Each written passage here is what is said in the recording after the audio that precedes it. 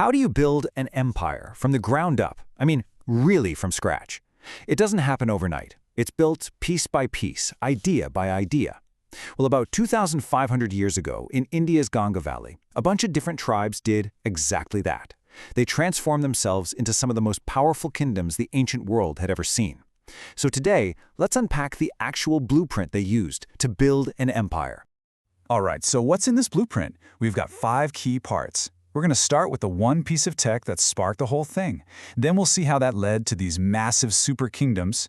We'll check out the 2 different political systems they were trying out, zoom in on the one kingdom that totally mastered the game, and finally, look at the social rulebook that held the entire thing together. So where does a revolution like this even begin? You might think it starts with a great leader or a brilliant new idea, but nope. In this case, it all started with a material. The very first ingredient in our blueprint was a single piece of technology that literally reshaped the land itself. That's right, iron. You see, before this, the Ganga plains were covered in these incredibly dense, thick forests that were pretty much impossible to clear. But the widespread use of iron tools, it was a total game changer. It was the spark that ignited this huge, unstoppable wave of change across the entire subcontinent. And the process was actually pretty simple, but it was revolutionary. People started forging iron axes and plows, and these weren't just better tools, they were like keys. They unlocked the fertile land, letting people clear huge areas for farming. And that meant, for the first time, large, permanent settlements could pop up where there was once just wilderness. This was the critical first step away from nomadic life and towards civilization. Okay, so you've got all these new settlements, but that brings up a whole new set of problems, right? The old tribal way of life, which was perfect for small groups on the move, just wasn't going to work anymore. Society had to adapt, and that meant getting organized on a much, much bigger scale. The first stage in this evolution was something called the Janapada. Now, the word literally means the foothold of a tribe, which is so perfect. This was a massive mental shift. You stop identifying with your wandering tribe and start identifying with a specific piece of land, a territory, your home. And you know what happens when you have competition? You get consolidation. The bigger, more successful Janapadas started to take over their smaller neighbors, either through war or alliances. They evolved into what we call Mahajanapadas, or the Great Footholds. These were the first real super kingdoms of the age. So how many are we talking about here? Well, ancient texts, from the Brahmanas to the Buddhist Jataka tales, they all tell us there were 16 major Mahajanapadas, and they were all fighting for land, for resources, for dominance in the Ganga Valley. Each one had its own fortified capital city, which tells you everything you need to know about how tense things were. But here's where it gets really interesting. These new super kingdoms weren't all run the same way. It's like they were beta testing 2 completely different operating systems for how to govern a state. You had this fascinating landscape of powerful monarchies right alongside functioning republics. And you can see the difference right here. On one side, you've got the monarchy. It's totally top-down. A powerful king is in charge, his son will be the next king, and he runs a big army paid for by taxes. But on the other side, you have the republic. It's ruled by a group of people, elected by everyone else, and they make decisions by voting.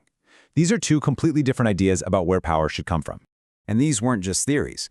We're talking about real heavy hitters here. You had powerful monarchies like Magadha and Kosala becoming major players. But at the same time, you had influential republics like the Shakyas and the Lichavis, who were proving that, hey, there's more than one way to run a successful state. The whole region was a wild mix of competing ideologies. So, with these 2 systems going head-to-head, who came out on top? To figure that out, we have to zoom in on the kingdom that really perfected this whole empire-building thing. The one that ultimately became the most dominant force of its time, the monarchy of Magadha. And this is it. This is the million-dollar question for every ruler ever.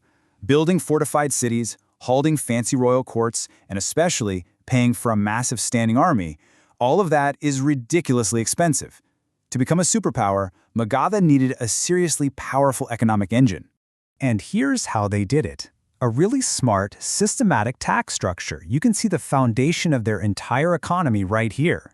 The biggest piece of the pie, by far, came from taxing farmers. But, and this is crucial, they also took a cut from goods being sold and even from individual craftsmen. Every single part of the economy was feeding money back to the king's treasury. The agricultural tax was the big one. It was called the Baga, and the rule was simple but incredibly effective. Farmers had to hand over 1/6 of everything they grew, 1/6 of their entire harvest went straight to the king. Now, if you're the king and you're getting 1/6 of the harvest, you want that harvest to be as big as possible, right? So they leaned into two key innovations. First, they promoted the use of the iron plow, which could dig way deeper than the old wooden ones. And second, they mastered the technique of transplanting paddy, which meant more rice saplings survived to maturity.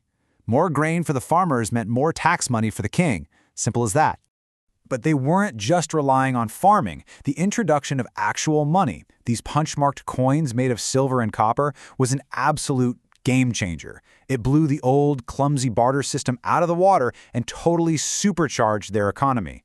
Suddenly, goods like silk, perfumes, and ivory could be traded easily, not just over new roads, but across the sea. Trade just exploded. So when you put it all together, you can see Magadha's recipe for success.